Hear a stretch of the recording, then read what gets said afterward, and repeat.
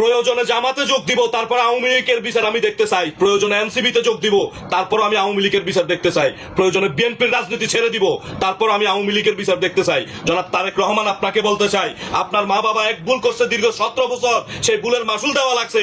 আপনি যদি এখন আরেক ভুল করেন, তাহলে আগামী 40 বছর সেই ভুলের মাসুল আপনাকে এবং আমাদের সকল জাতিকে দিতে হবে। এই mother of mafia agent of lady ফেরাউন শেখ হাসিনাকে দিল্লি থেকে এনে বিচারের আওতায় নিয়ে আসেন এবং তার অন্যান্য যে সমস্ত নেতাগুলো দেশ ছাড়ায় পালাইছে তাদেরকে দেশে নিয়ে আসার ব্যবস্থা করেন এবং দেশের ভিতরে গাপটি মেয়েরা যেখানে পলাতক রয়েছে ওই সমস্ত কুত্তা লীগের কুত্তার বাচ্চাগুলোকে টেনে গর্ত থেকে বের করে তারপরে বিচারের কাস্টডিতে দাঁড় করান। তা না হলে আপনার উপরে মানুষের আস্থা চলে যাবে।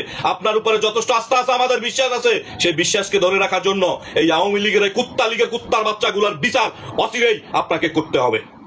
প্রয়োজনে জামাতে যোগ দিব, তারপর আওয়ামী লীগের বিচার আমি দেখতে চাই। প্রয়োজনে এনসিপিতে যোগ দিব, তারপর আমি আওয়ামী লীগের বিচার দেখতে চাই। প্রয়োজনে বিএনপির রাজনীতি ছেড়ে দিব, তারপর আমি আওয়ামী লীগের বিচার দেখতে চাই। জনাব তারেক রহমান, আপনাকে বলতে চাই, আপনার মা বাবা এক ভুল করছে দীর্ঘ 17 বছর, সেই ভুলের মাসুল দেওয়া লাগছে।